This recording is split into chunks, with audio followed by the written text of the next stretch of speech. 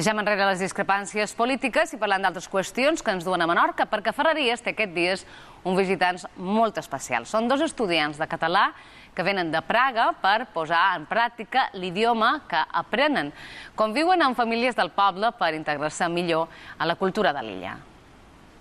Són na Milada i Nasdènec. Ella és filòloga i ell periodista. Fa una setmana que van arribar a Menorca per conviure amb famílies de Ferreries. Estudien català a la Universitat de Carolina, a Praga, i mitjançant una beca han vingut al poble per practicar l'idioma i conèixer in situ com es viu a l'illa.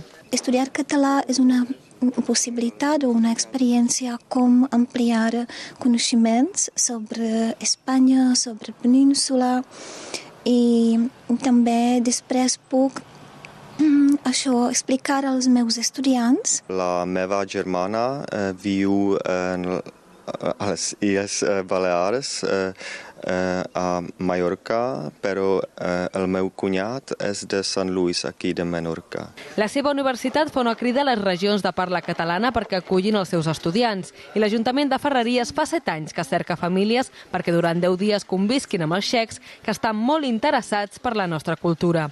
Una experiència que alguns repeteixen. Per nosaltres va ser, per començar, molt enriquidor i una descoberta molt gran de veure l'interès que hi ha per la llengua catalana en l'àmbit universitari i d'estudis romànics de la Universitat de Praga. El Batlle els ha rebut avui i de ben segur els haurà convidat a gaudir de les festes del patró, Sant Bartomeu, que comencen demà a Ferreries.